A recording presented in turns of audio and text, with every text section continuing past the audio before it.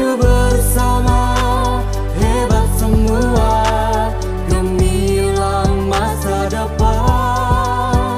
Maju bersama, hebat semua, gemilang Jawa Timur.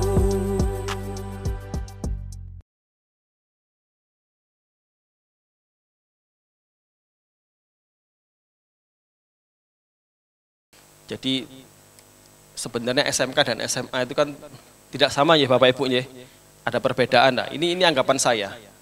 Nah, kalau SMK itu kan memang dipersiapkan bekerja ya. Tapi di SMA DT ada dua pilihan kan, mau kuliah atau mau kerja. Kalau di kerangka kerja nasional Indonesia ya, dari tingkat mulai dari SMA, S1, S2, S3 itu setara dengan apa? Nah, pada level 2 untuk jenjang SMK atau SMA ini mengacu pada individu yang memiliki keterampilan dasar ya, dalam menjalankan tugas rutin operasional yang spesifik. Oke, kita sekali lagi mungkin agak loncat-loncat ya. Nah, ini untuk profesi dan karir di bidang fotografi dan videografi Bapak Ibu. Mungkin saya membagi menjadi tiga sequence ya. Ada past, present, future. Ya. Kenapa saya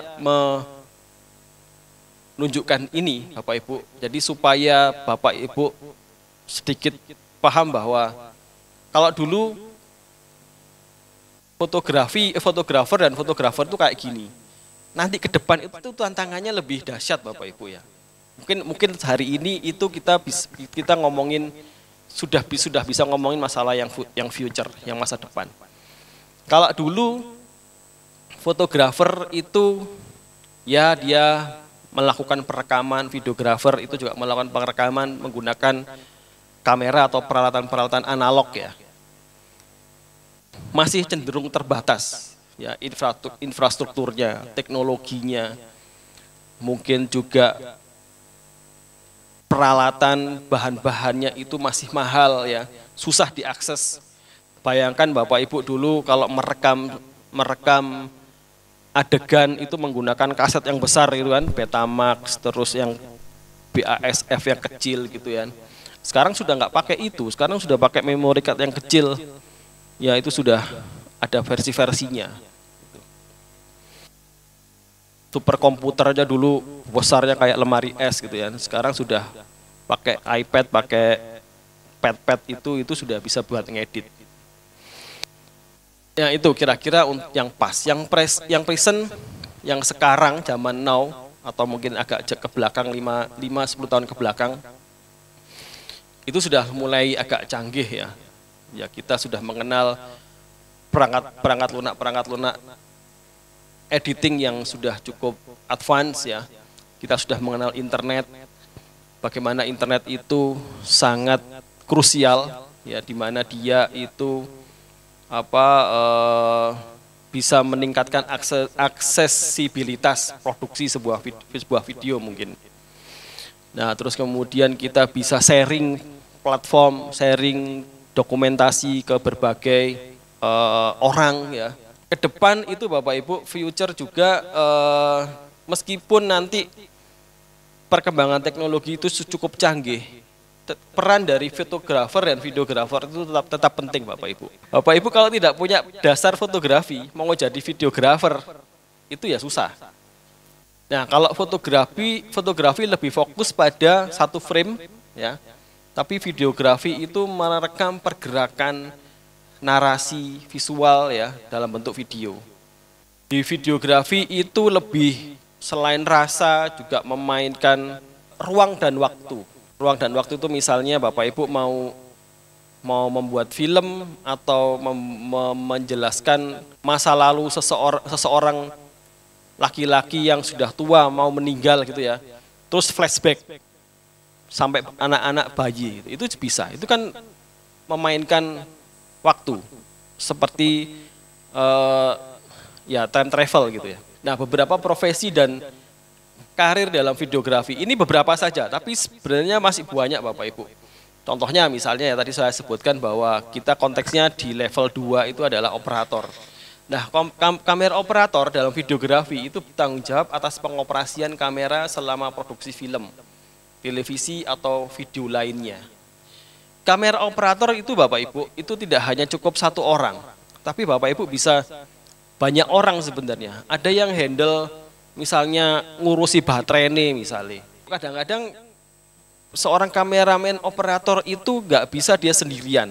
Nah, misalnya permintaan dari panitia misalnya, kameranya nggak satu Mas, ada 2 kamera atau 3 kamera, ada kamera master, kamera kiri, kamera kanan, supaya gambarnya lebih dinamis dan lebih banyak. Jadi jangan salah, kameramen operator cuma si Cito, tapi dia harus bisa menghitung sehari itu misalnya dia merekam jam 8 sampai jam 4 sore. Butuh baterai berapa? Butuh memory card berapa? Itu simpel. Tapi itu gak kepikiran gitu loh. Terus kemudian ada film editor. Film editor itu bagian color grading itu sendiri Bapak Ibu. Bagian cut ada sendiri. Bagian audio itu ada sendiri. Ya belum nanti kalau kita ngomongin masalah Dolby Stereo gitu ya. 5.1, 7.1 gitu ya. 5.1 misalnya itu 5 speaker gitu ya, yang satu ada di tengah. Nanti Bapak Ibu kalau nonton bioskop itu dang, terus ono tengah-tengah jeleng. Kalau 7.1 lebih banyak, jadi ambience-nya lebih kerasa. Durung nanti ternyata anak didik Bapak Ibu itu senang bikin posternya. Itu juga pekerjaan sendiri Bapak Ibu. Poster itu fungsinya itu tidak hanya menunjukkan oh film ini gitu ya, artisnya A dan B gitu.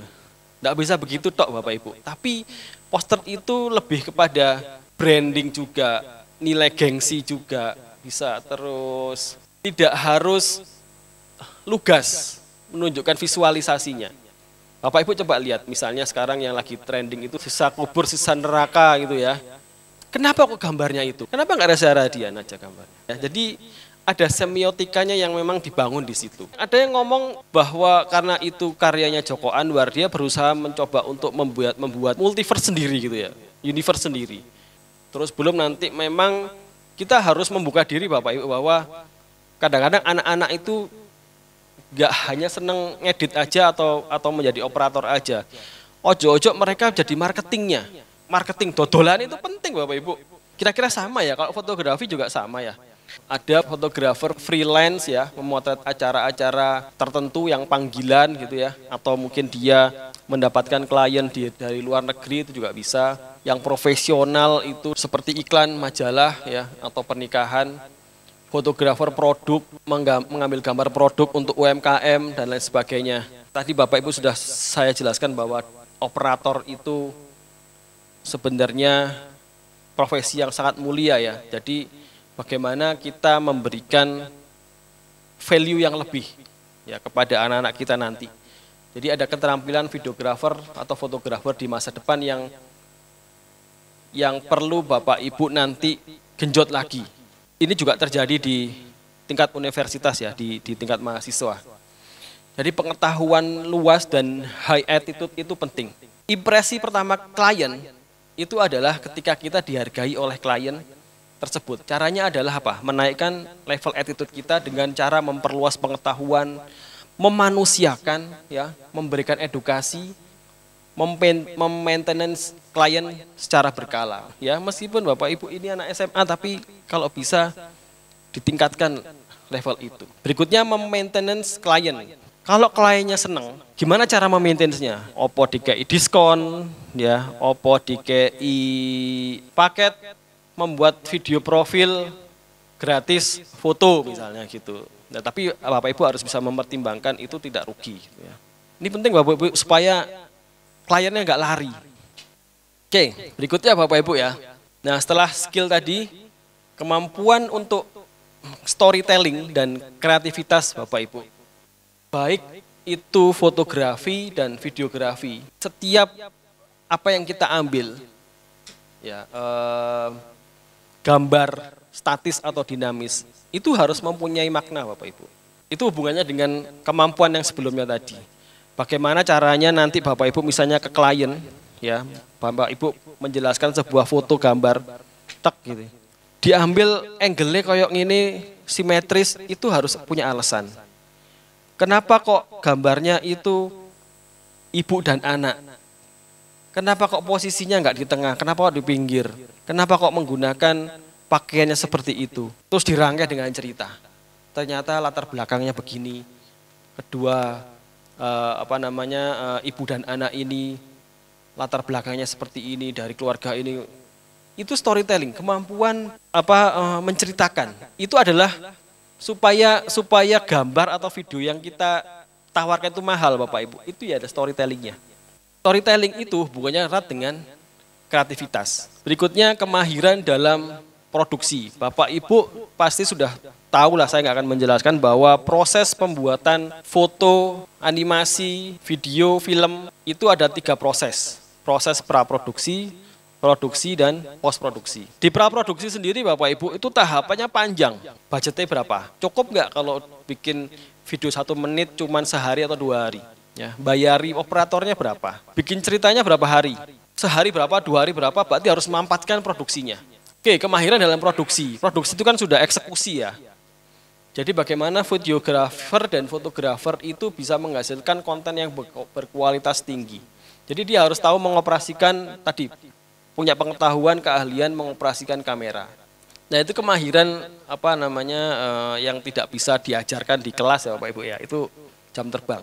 Terus belum ngomongin masalah ya pengetahuan teknis, memastikan bahwa videografer dan fotografer tadi dapat menangani aspek praktis. Nah ini ada hubungannya dengan mengedit gambar-gambar yang sudah kita ambil di proses produksi. Motong-motong, disesuaikan dengan ceritanya, ada yang 1 menit, cukup 1 menit, ada yang cuma setengah menit, ya, ada yang panjang. Jadi kata kuncinya kolaboratif. Masalah nanti prosesnya itu ya nanti ada hasad, ada gegeran, ya itu mungkin bagi orang sekarang itu biasa itu mas. Ya terserah. Tapi semangatnya adalah semangat kolaboratif Bapak Ibu. Harapannya dengan kolaboratif itu nggak kolaboratif hanya 1 tim aja ya Bapak Ibu ya. Tapi mungkin jangan-jangan Bapak Ibu kolaboratif dengan SMA yang lain. Bapak Ibu punya karakteristik misalnya videografinya itu film yang dihasilkan tesnya seperti ini, karakternya begini. Yang sana karakteristiknya begitu, yang sana itu spesialis begini. Nah nanti ketika dapat klien ini mintanya ke sini mungkin Bapak Ibu tidak bisa dihandle atau banyak lagi overload gitu ya. Nanti kolaboratif. Disubkan ke yang lain. Ya, itu ya apa-apa, jangan terus kok dipek sama kono kok melayu nang jangan begitu Bapak Ibu. Tenang, rezeki itu enggak bakal lari Bapak Ibu. Ya.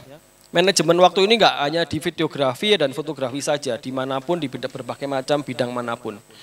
Misalnya kita diminta untuk mendokumentasikan film misalnya 20, 30, 1 jam itu berapa hari yang dibutuhkan. Ya, mengerjakannya itu berapa hari. Jadi hubungannya dengan color grading ya ini ya. Bagaimana seorang fotografer dan videografer itu bisa mengkoreksi atau menilai warna, dapat memanipulasi emosi dan persepsi. Bapak Ibu kalau melihat filter yang ada di CapCut ya atau sosial media, itu kan macam-macam ya. Ada puluhan atau ratusan filter. Nah, Bapak Ibu coba mana yang serak di situ? Nanti kalau di kuliah saya warna primer itu kayak piye, color wheel lingkaran warna kayak apa, warna kontras itu apa, ya, warna sekunder, primer, tersier, ya, tetrat, ya, warna komplementer, harmoni, itu harus paham. RGB untuk fotografi, untuk cetak, CMYK untuk cetak, RGB untuk yang digital untuk videografi. Itu kodenya beda-beda. Itu perlu dipelajari juga. Kemampuan untuk mengolah audio itu macam-macam Bapak Ibu. Untuk dialog itu juga berbeda. Untuk dialog, untuk ambience, untuk scoring ya. Untuk backsound, kalau nggak tepat kan ya nggak tepat gitu loh. Itu kemampuan sense-nya. Masing-masing scene pasti punya keperluan. Nah ini Bapak Ibu, melatih tes itu adalah tes adalah penilaian subjektif yang terhadap sesuatu ya. Terus kemudian tes itu termasuk kecerdasan Bapak Ibu. Sekali lagi kalau ngomongin masalah videografi itu kan ngomongin durasi ya. Bapak Ibu juga harus bisa membedakan portofolio yang nanti itu bisa Bapak Ibu pamerkan di sosial media supaya orang itu bisa melihat dengan cepat. Artinya berarti durasinya harus pendek-pendek, gitu kan? Atau di YouTube, berarti YouTube itu durasinya juga agak panjang, gitu kan? Balik lagi fungsinya komunitas tadi begitu, supaya Bapak Ibu tahu kemampuan masing-masing dari sekolah itu bukan iren-irenan dan bukan saling menjatuhkan, bukan ya? Tapi itu tadi melihat kemampuan, oh kemampuan sekolah ini ternyata lebih ke ini. Aku tak wis gitu loh. Itu ya cukup Bapak Ibu ya. Ya, matur nuwun.